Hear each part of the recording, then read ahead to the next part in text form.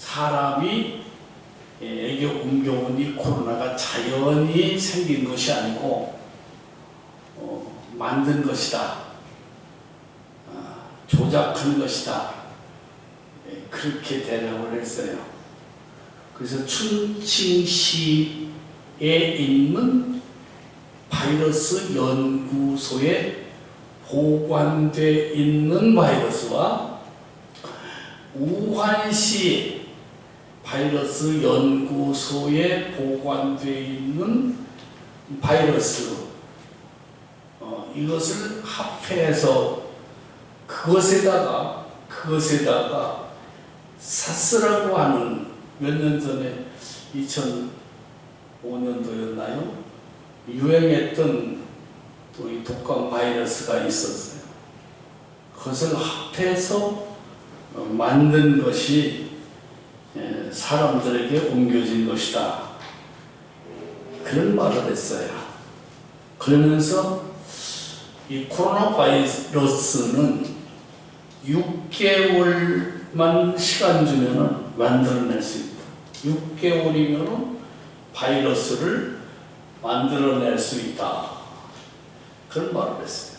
그리고 이에 대한 논문을 1차적으로 발표를 했는데, 다시 제2차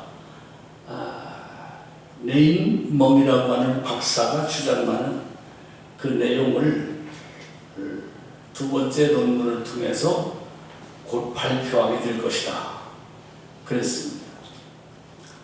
근데 이 여성 박사가, 바이러스 박사가 동료 4명과 3명과 더불어서 4명이 이 우한 바이러스 연구소에서 근무한 바가 있었다, 이런 말을 했습니다. 그래서 이것은 지금까지 알려진 바에 의하면 박쥐에서 청산갑으로, 청산갑에서 다시 박쥐로, 박쥐에서 다시 인간들에게 퍼쳐진 코로나19 바이러스라, 이렇게 발표를 했는데 그것에 대한 신빙성이 떨어져요. 그래서 많은 세계인들이 이 과학자의 논문을 지금 주목하고 있어요. 만약에 중국 공산당이 이 바이러스, 코로나19 바이러스를 만들었다면 왜 만들었을까? 무엇 때문에 만들었을까? 거기에는 한 몇 가지 이렇게 짐작이 가는 것 있지만, 확실한 것은 발표할 단계가 못 되는 것으로 알고 있습니다. 이 바이러스가 처음에 우한에서 발생했다. 그리고 과학자들, 의학자들은 미리 그런 것을 알았던 것 같아요, 우리나라에서도. 그래서 이 바이러스를 차단하기 위해서 중국에서 대한민국으로 입국하는 중국인들을 제한을 해야 된다, 그런 강력한 주장을 했음에도 불구하고 그 주장을 받아들이지 않고 문을 열어서 맨 처음에 이 신천지에서부터 엄청난 감염이 시작됐죠. 아마 또 이것을 이용해서 다른 어떤 목적이 또 있으리라고 그렇게 여겨집니다만은, 우리는 이 바이러스가 속히 괴멸되기를 기도하고 있고, 또 이것 때문에 나라의 경제도 어렵고 나라의 모든 활동이 어려워져 있고, 우리 교회들도 이로 말미암아 예배생활, 기도생활, 모임, 전도생활, 또 그 외에 여러 가지 세미나, 이런 것들을 할 수 없는 지경에 놓여 있고, 한 주에 한 번씩이라도 예배 후에 모여서 식사를 나누고 교제를 해야 되는데도 불구하고 그렇지를 못한 과정에 놓여 있습니다. 신앙생활이라고 하는 것은 영적인 생활입니다. 영적인 생활은 영적 생명이 있는 생활입니다. 영적 생명이 있는 자들의 생활인데, 자연스럽게 이 신앙생활이 느슨해지고 있고, 모이지 않으니까, 예배하지 않으니까, 기도생활이 약해지니까 자연적 느슨해집니다. 느슨해져 있고, 그러다가 보니까 세상에 속해서 옛날 생활로 점점점 희귀해 돌아가는 이런 모습도 볼 수가 있는 것입니다. 이런 상황 속에 있는 우리들에게 오늘 본문의 말씀은 어떤 교훈을 주시고 있는가, 그걸 몇 가지로 찾아보려고 합니다. 저나 여러분이나 이 바이러스 때문에, 코로나19 바이러스 때문에 영적 생활이 느슨해져 있다. 교회들마다 다 그래요. 며칠 전에 동기 목사님과 전화 통화할 일이 있었는데, 이 목사님이 그런 말씀 하시더라고요. 대전은 어때요? 우리 이쪽 안양은 말이지요, 동사무소에서 또는 당국에서 나와가지고 대면 예배 드리면 안 된다고 하면서 아주 굉장히 단속이 심하다는 거야. 그래서 우리는 그냥 전화로 오고 또 직접 와가지고 예배에 간섭하는 그런 이들은 보지를 못했습니다. 그런 얘기를 했습니다. 그러면서 서로 걱정을 하는 그런 날이 좀 있었어요. 어쨌든 간에 이 코로나 바이러스라고 하는 이것 때문에 삶이 느슨해져 있어요. 삶이 느슨해져 있는데 신앙생활 느슨해져 있어요. 그래서 신앙생활은 올라가는 한 걸음 한 걸음 점점 주님께로 더 가까이 가는 것, 이게 신앙생활이에요. 우리 하루하루 산다고 하는 것이 뭡니까? 천국을 향해서 가는 겁니다. 천국을 향해서 가는 건데, 우리의 신앙생활이 느슨해져가지고 점점 후퇴해져 가고 있는 모습, 우리 교회뿐 아니라 한국 교회가 그렇습니다. 한국 교회가 점점 신앙생활이 느슨해져가지고 저 멀리 미끄러져가는 그런 상황 속에 놓여 있는 겁니다. 오늘 본문을 통해서 우리가 예수님을 찾아 나서야 된다. 예수님을 반드시 찾아야 되고 만나야 되고, 또 예수님의 손을 반드시 붙잡고 천국 갈 때까지 그 수를 놓쳐서는 안 된다 하는 것을 결론적으로 말씀을 드립니다. 오늘 여기 41절에 보니까 마리아는 그야말로 그의 남편 요셉과 더불어서 말씀대로 살아간 여인이었습니다. 이 천주교에서는 마리아를 성모 마리아라 해서 항상 예수님보다 위에 계신 분으로 그렇게 착각을 하고 그렇게 잘못 가르치고 있어요. 그래서 그 성화에도 보면은 예수님은 아기, 마리아는 어른 엄마, 그렇게 있거든요. 항상 그 그림 한 점에서 보더라도 이 천주교에서 주장하는 것은 성모 마리아가 우위라는 거예요. 성모 마리아가 예수님보다 우위라는 거예요. 그림 한 점을 보더라도 우리는 뭔가 그들이 말하고자 하는 메시지를 알아야 돼요. 1차 종교에서 그 예수님을 상징하는 어린 아기를 이렇게 안고 있잖아요. 그럼 어떤 이들은 참 마리아가 예수님을 참 사랑해서 이렇게 안고 계시구나. 우리도 예수님을 참 많이 사랑해야지. 예수님도 품고 살아야지. 어떻게 보면 맞는 얘기예요. 그렇지만은 그들이 나타내고자 하는 그 그림에서의 메시지는 예수님은 항상 애기예요. 마리아는 항상 어른이고 엄마예요. 잘못된 가르침입니다.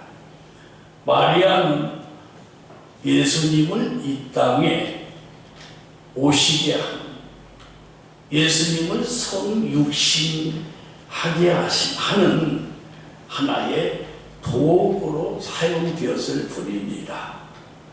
예수님을 이 세상에 육신으로 태어나게 하시는 하나의 도구 역할을 했을 뿐입니다. 극장에 가면은 연극을 하기 전에 막이 쳐 있고 막을 걷어내면 배우가 나옵니다. 배우가 막 이 막의 이 무대에 나오기 전에 그 무대 뒤편에는 뭐가 있어요? 배우들이 분장하는 장소입니다. 그것에서 분장하고 나옵니다. 그와 같이 마리아는 우리 하나님이신 예수님을, 우리 하나님이신 둘째이신 우리 하나님을 이 땅에 인간의 모습으로 오시게 한 하나의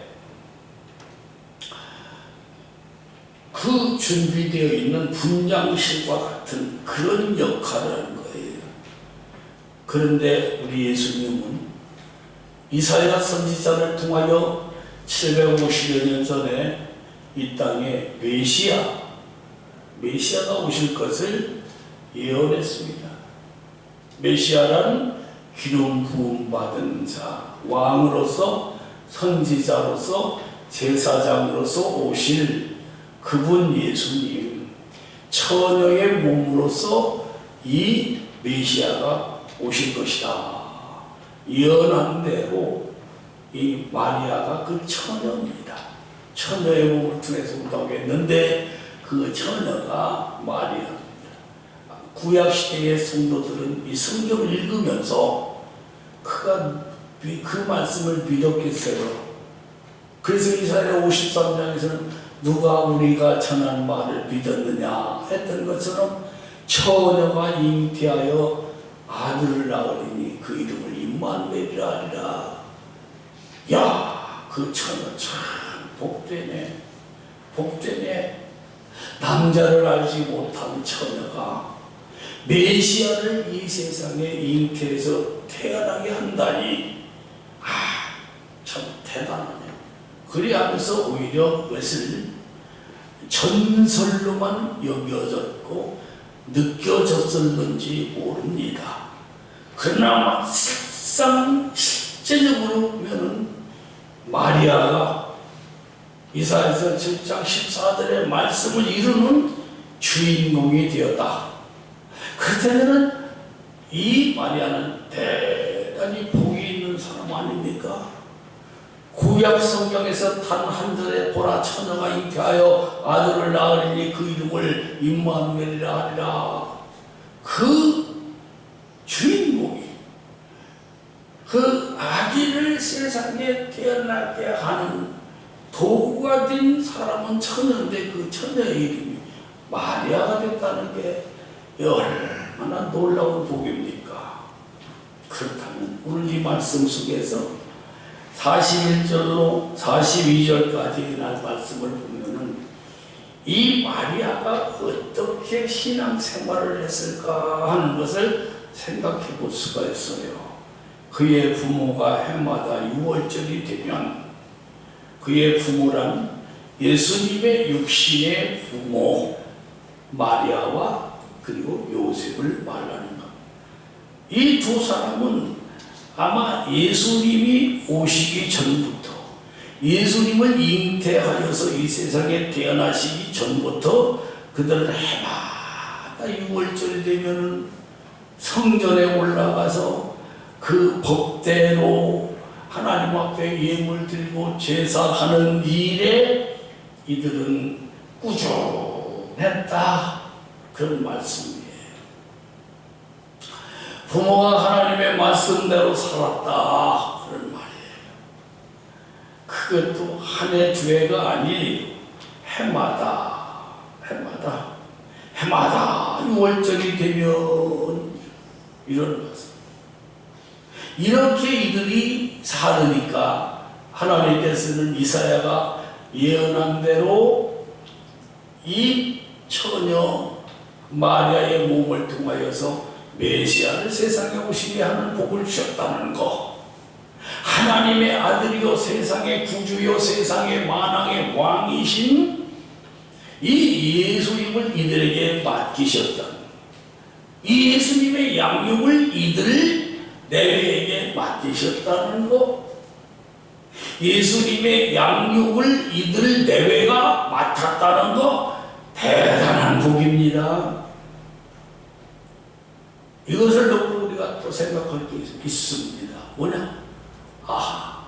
하나님 말씀대로 순종하면은, 하나님의 명령대로 행하면은 반드시 거기에 상응하는 복을 주시는구나. 이분 두고 와서 기도 두고 이렇게 신앙이 느슨해지니까 아멘도 잊어버리고, 그쵸? 아멘도 잊어버려서 다시 한번 정리해서 말씀을 드린다면, 부모가 말씀대로 순종하고 말씀을 지키면 그 복이 어디로 옵니까? 자식들에 오게 돼 있어요. 그래서 여기에 말이야, 내외는 해마다 법대로 율법대로 순종하면서 살았듯이 우리는 매주마다 하나님의 말씀대로 살아야 해요. 우리는 매일매일 하나님의 말씀대로 살아야 합니다. 그 복은 나와 우리의 가족들과 우리의 후손들에게 임한다는 거 잊지 마시기 바랍니다. 그 다음에 42절의 말씀을 보니까요, 예수께서 12살 되었을 때에 그들이 이 절기의 관례를 따라 올라갔다가 누구를 데리고요? 예수님을 모시고 올라갔다. 어디로? 예루살렘으로. 여기 본문에서는 이 절기를 따라 올라갔다가 예루살렘으로 올라갔다는 거예요. 자, 예수님을 모시고 성전이 있는 예루살렘으로 올라갔다. 여러분, 올라가는 게 쉬웁니까? 내려가는 게 쉬웁니까? 올라가는 게 쉽죠? 아니에요? 내려가는 게 쉬워요. 올라가는 건 어려운 겁니다. 그래서 언덕을 밟고 올라갈 때마다 힘이 드는 거예요. 내려가는 것보다 올라가는 게 어려운 거예요. 여기 예수님을 모시고 마리아가 예루살렘으로 올라갔다. 이 말씀에서 우리가 생각할 게 있어요. 올라가는 길이 힘들고 어렵지만 사랑하는 예수님을 모시고 가니까 올라가는 길이지만은 어렵지 않게 올라갈 수가 있었다는 말. 남녀가 서로가 사랑하고 죽자 사자 사랑할 때 밤길도 무섭지 않고 험한 길도 둘이 가면 겁나지 않고 먼 길도 조잘조잘 얘기하고 가다가 보니까 벌써 목적지까지 도착하였다. 그런 거 느껴보셨어요? 느껴보셨겠지요? 그와 같이 마리아와 요셉이 예루살렘으로 올라가는 과정 속에서 예수님을 모시고 올라가는 길이지만은 얼마나 즐겁게 올라갔겠느냐 하는 겁니다. 예수님이 그들에게 힘이 되어주셨고, 예수님이 그들에게 지팡이가 되어주셨고, 예수님이 그들의 안내자가 되어주셨다는 거예요. 우리가 이 세상 살아가는 과정 속에서도 올라가는 삶을 살 때가 얼마나 힘들고 어려운 삶을 살고 있습니까?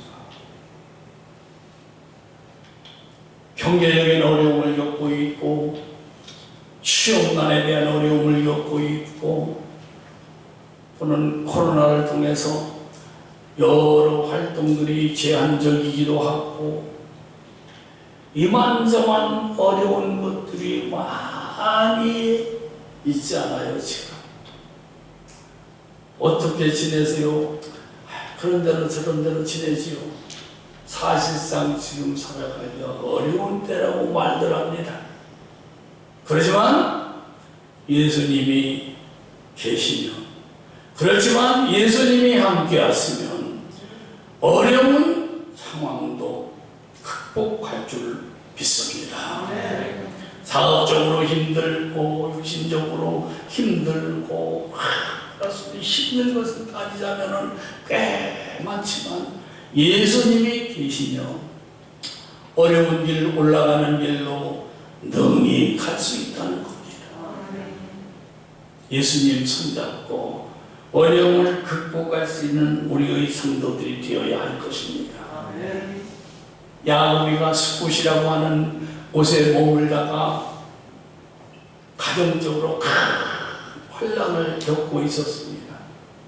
하나님께서 어느 밤에 나타나셔서 이제는 너는 베델로 올라가서 그곳에서 여호와께 제단을 쌓도록 하라. 야곱이가 그 가족들을 데리고 저 베델로 올라가려고 할 때에 두려운 게 있었습니다. 그 두려운 것이 무엇이냐? 디나가 숫곳에 있는 세겜이라고 하는 추장에게 몸이 더럽혀졌고, 더럽혀진 그 사람들을 야곱의 아들들이 나가서 칼로 다 죽이고, 야곱의 가정은 그야말로 두려움과 공포에 시달리는 그런 삶을 살고 있습니다. 그들은 하나님의 명령대로 베델로 올라가려고 할 때 굉장히 두려웠던 거예요. 저들이 밤에 급습하여 우리의 가족들을 해하면 어떨까 염려하고 걱정했지만, 하나님의 명령대로 그들은 과감히 행동을 옮기고 베델을 향하여 올라가기 시작했어요. 근데 그들이 안전하게 올라갔거든요. 안전하게 베델까지 올라간 원인이 어디 있을까? 하나님께서 앞에서 끌어주시고 뒤에서 밀어주셨기 때문에 그들은 안전하게 베델까지 올라갈 수가 있었다 이거예요. 그래서 베델에 올라와서 하나님은 엘베델의 하나님이구나 그렇게 말합니다. 여러분, 리어커를 끌고 내려 올라갈 때에 자칫하면 뒤로 후진할 수밖에 없는 언덕을 만났습니다. 이때 지나가는 아이들이 와가지고 뒤에서 밀어주고 앞에서 끌어주고 그러면은 언덕길도 무사히 갈 수가 있는 거예요.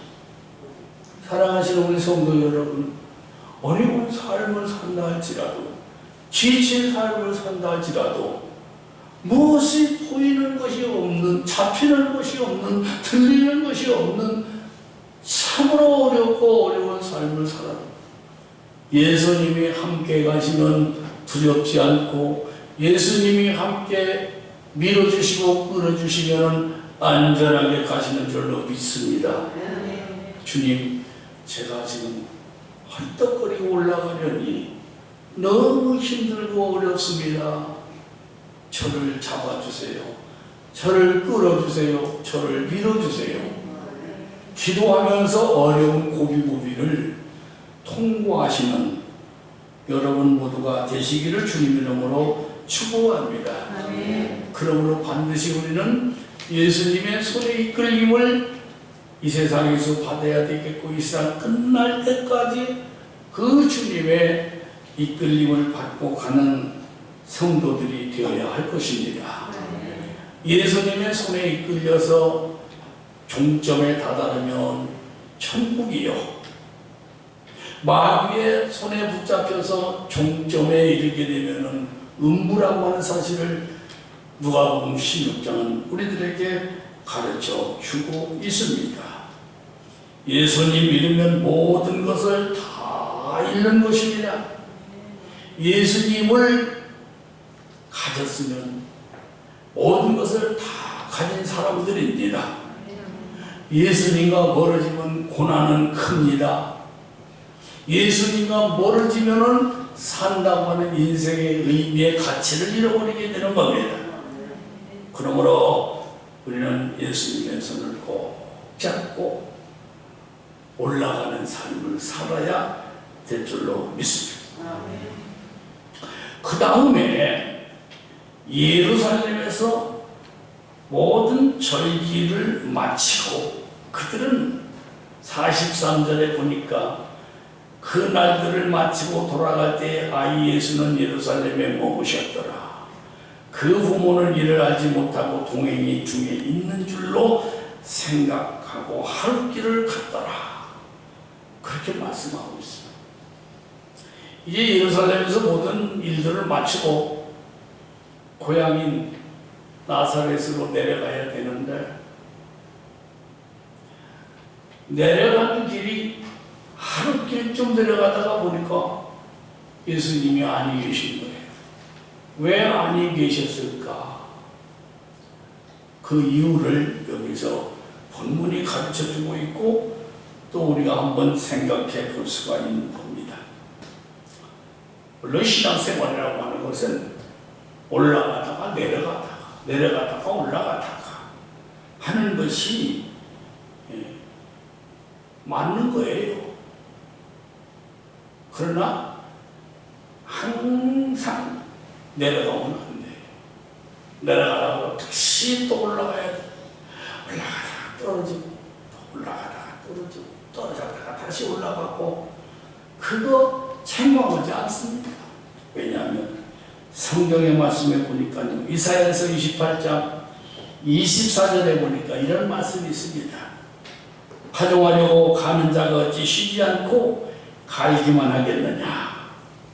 자기 땅을 개간하며 고르기만 할 수 있겠느냐. 이런 말씀이 있습니다. 이 말씀은 무슨 말씀이냐면, 농부가 땅을 갈 때에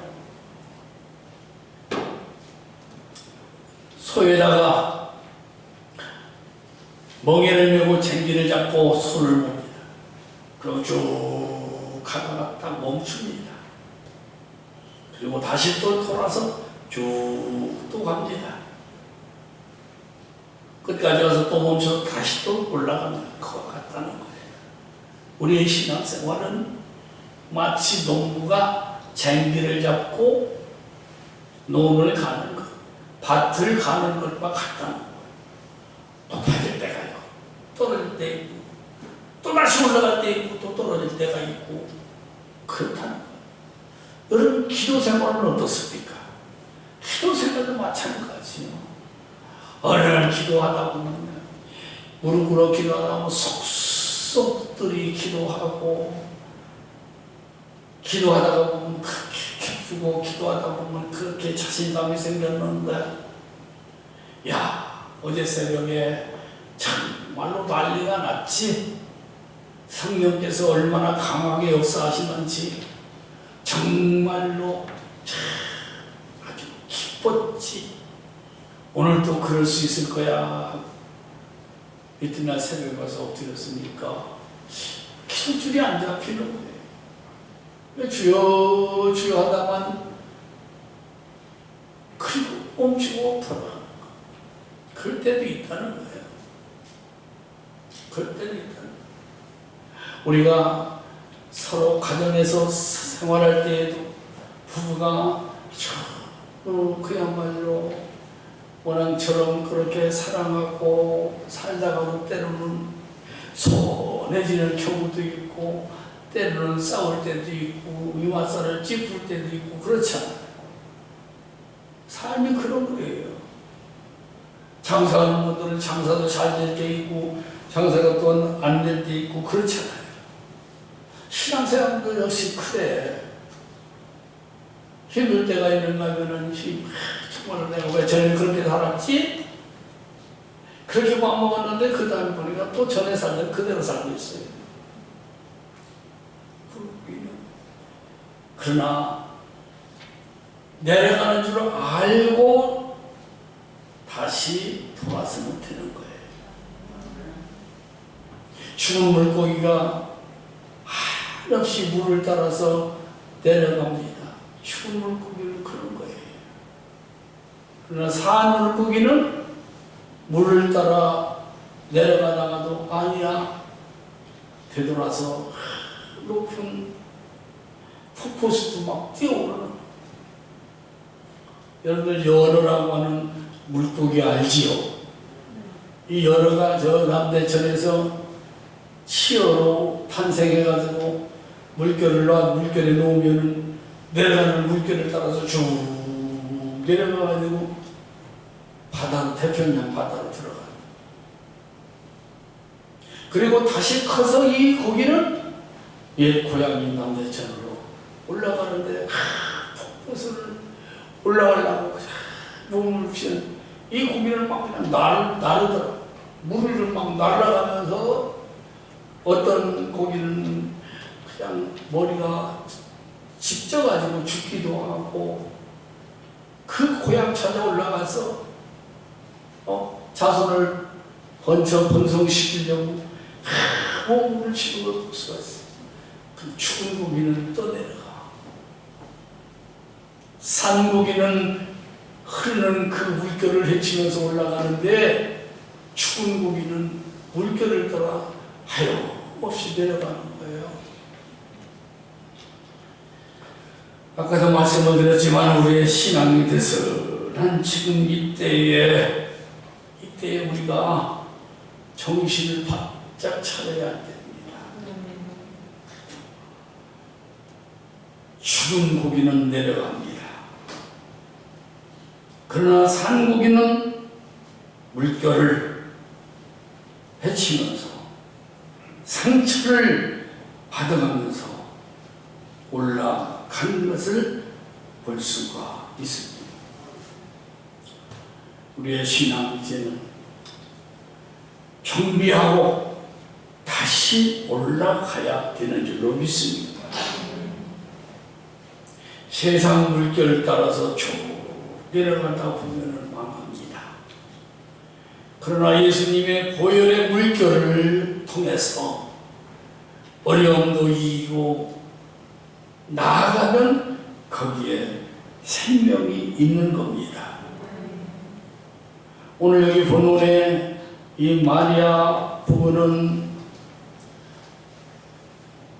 하룻길을 내려가면서 예수님이 동행 중에 있는 줄로 생각을 했습니다. 그런데 하룻길쯤 내려가다 보니까 예수님이 안 계셨거든요. 그래서 그들은 예수님을 다시 찾기를 시작을 했어요. 자, 우리들도요, 세상 좋다가 보면은요, 한없이 내려가는데, 우리의 마음에 이런 마음이 있다면, 다시 살아서 물결을 치고 올라갈 수가 있는데, 이런 마음이 없으면은 걱정이 되는 거예요. 어떤 마음을 가져야 되느냐? 제가 지금부터 드리는 말씀이 여러분 안에 있는가? 없는가? 있다면 희망이 있는 거예요. 없다면 정신 바짝 차리고 찾아야 돼요. 그 하나가 뭐냐? 어딘지 모르게 이상한 생각이 들어옵니까? 오늘 주일인데도 예배를, 하나님 성전에 가서 예배를 못 드려서 양집에서 스마트폰 틀어놓고 이것도 하고 저것도 하고 설거지도 하고 점심도 먹고 그러지는 않나요? 예배하지 않은 것에 대한 허전함을 느낀다면은 우리는 우리를 정비해, 우리를 다시 한번 찾아봐야 돼. 예수님이 계신가 다시 한번 찾아봐야 돼. 오늘은 영상 예배를 했으니까 예배해서 마음껏 주의 날도 놀러 다니고 사람 만나러 다니고 구경 다니고, 그것이 마음에 꺼림칙하지 않다면 그거는 문제가 있는 것입니다. 허전하다. 예배를 드리지 않아서 허전한 당연하죠. 여러분 안에는 예수님으로 꽉 차 있어야 이 허전함이 없는 거예요.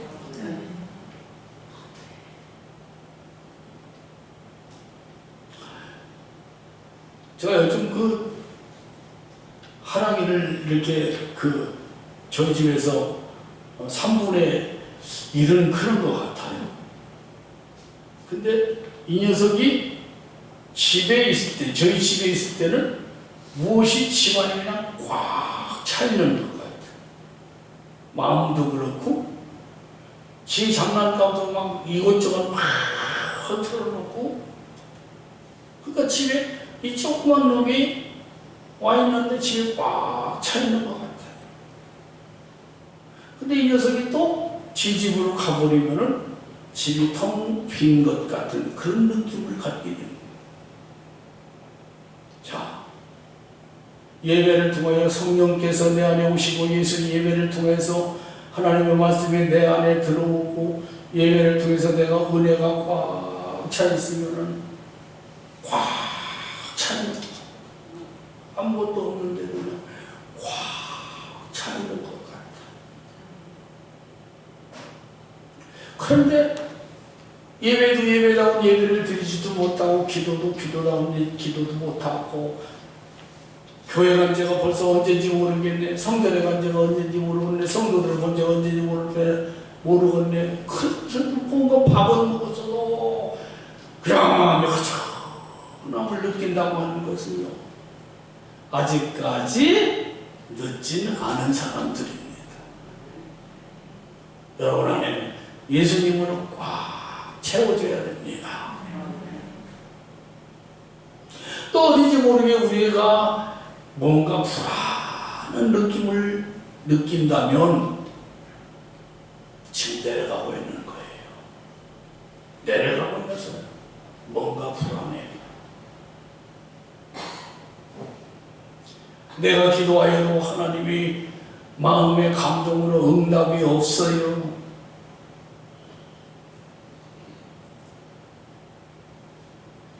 그리고 예수님에 대한 이야기, 말씀, 예수님에 대한 이야기, 이런 것들이 전 같지 않고 별로 감동이 없어. 그러면은 그 사람은 내려가는 상태입니다. 그렇다면 우리들은 어떻게 해야 할 것이냐? 마리아가 그때서 아하, 내 마음이 왜 이렇게 불안했지? 내 마음이 왜 이렇게 허전했지? 내 예수님의 말씀이 조잘 하시면서 무언가 말씀하시면서 올라갈 때 그렇게 했는데 내려올 때는 왜 예수님의 말씀이 한마디 안 없지?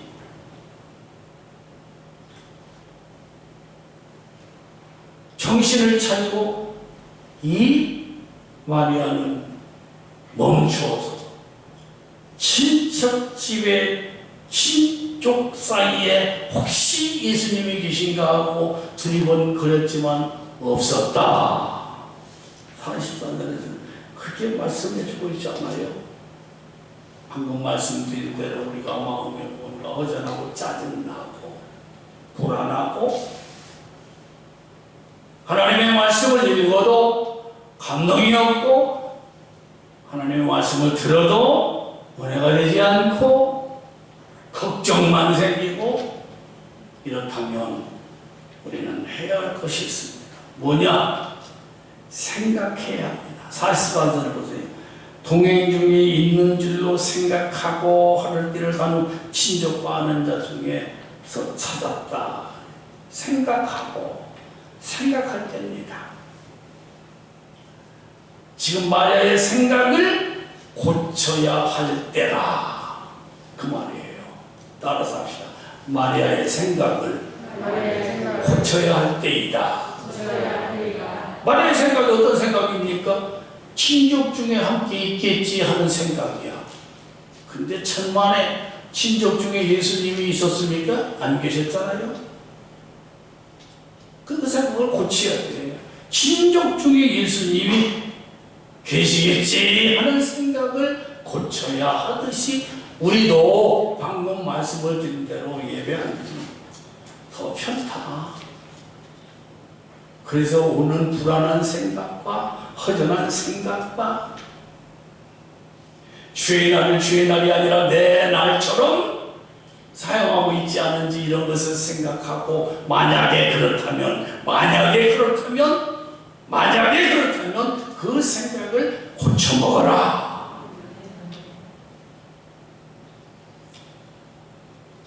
우리는 그런 생각을 하고 거룩한 생각을 가져야 되는데 우리의 생각이 잘못된 생각으로 잡혀있다면 안 된다.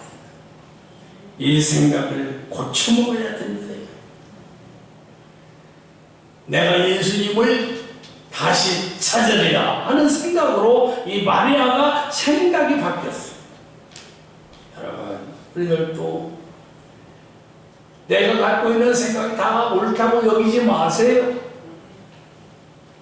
이 생각이 하나님께서 인정하시는 생각인지 좋은 생각인지 그런 생각인지 신앙생활에 유익된 생각인지 그릇된 생각인지를 우리가 찾고 그 생각을 고쳐야 되겠다는 겁니다.